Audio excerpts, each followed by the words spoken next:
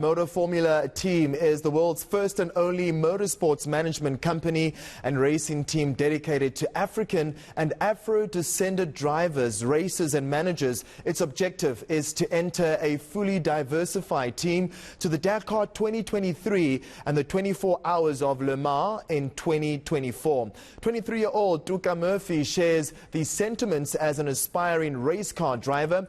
He has put Toronto on the map by breaking racial barriers in the racing scene, and he now joins me live via Zoom from Toronto, Canada, to speak all things motorsports.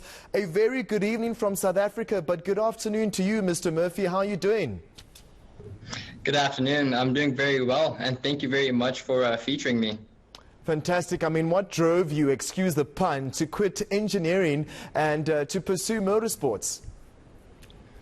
Great question. I've always had a love for motorsports. I've always been very passionate for it. Unfortunately, just because of the high cost of it all, it has been deterring me from entering the sport. But with my motivation, dedication, I said, you know what, now's the time to get serious and follow my dreams. And I chose to drop engineering and focus to something I love to do for the rest of my life, and that is race cars.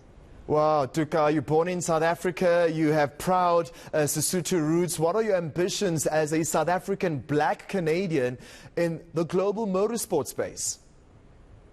Yes, so I am born in South Africa, and I'm very proud of that. So I'm also proud to represent South Africa here in Toronto and in Canada, North America and all.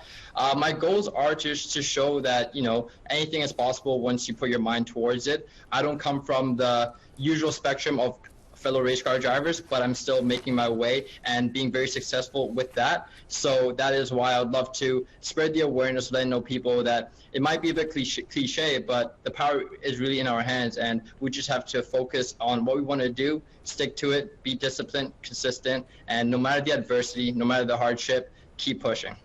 Let's go back to the early days after saving up a lot of your money for your first ever racing license. After high school, at the age of 19, you participated in your first race. What was that like? It was a very scary experience. I was super nervous, but I had a great team to support me. And from there, I was able to find the confidence, find my actual speed behind the race car. And matter of fact, the first championship I ever entered, I won. Wow, just give us some perspective, just how expensive is it? You know, the sport of motorsports, you did say that it's something that is quite costly economically wise. Yes, motorsports is very expensive. That's just the nature of the game. I mean, the cars are expensive. You then have to get your mechanics, your crew around you, along with the parts. So just the nature of the game makes it very expensive. But by finding ways around that, you're able to find and race the car. And once you're able to fund the season, it's just half of the journey, because now you actually have to perform during that season. Toka, earning the Ontario title gave you a glimpse of your dream of turning pro. How hard is it to be a world-class race driver?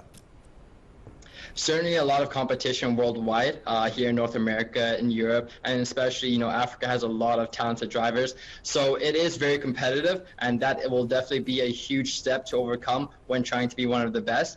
But it's a step I am willing to take, and I'm going to be pushing with full force. All right, then, what needs to be done for total diversity in motorsports, and what are the challenges being, you know, a race driver of color in the European countries? Yeah, so what certainly needs to be done is just more support overall between, you know, fellow diversified groups, and this way we can provide an open pool to the economic barriers behind racing. I believe that we can work together to find ways to get behind the race car, and that is exactly what MFT is doing right now. And they're helping me transcend from an amateur driver to making my professional debut, and going to help shape my future. All right, having said that, what are your goals and targets for the 2022 calendar? My 2022 calendar is very simple. There's a new racing series here in Canada called FEL Motorsports, and I'd like to compete and enter that and win it, of course. And on top of that, race with MFT and go to Europe and race with them out in the amazing tracks there in the 24-hour series. Any ambitions, of course, of participating in Formula One, or is that something far-fetched for the moment? I focus more on closed wheel driving, so GT type cars, and that's my ambition to go to the pinnacle of GT racing. Oh, fantastic. Toka, just very quickly, final words to young motorsports aspiring fans. What would you like to say to them, especially those of African and African descent? Yes, certainly. I come from, my father's been through the apartheid, and I guess what I learned from him is that no matter the situation, no matter the hardship, no matter the adversity, always focus on your goal, look at the positive side. Easier said than done, of course, but it's a lot like racing. Meaning, in racing, if you look at the wall, you're going to hit the wall. So don't look at the wall, look at where you want to go, focus on your ambitions, focus on your dreams, and find a way and keep positive during the hardest and darkest of times. Fantastic. Happy with that. Great interview. Thanks for chatting to us all the way from Canada. Toka Murphy, motorsports race driver there. Definitely someone to look forward to. And his story, an incredible one indeed. A member of the Motor Formula team that is obviously promoting race driving for African and Afro-descended drivers, racers and managers. That was Toka Murphy. That's all your sports news at the moment.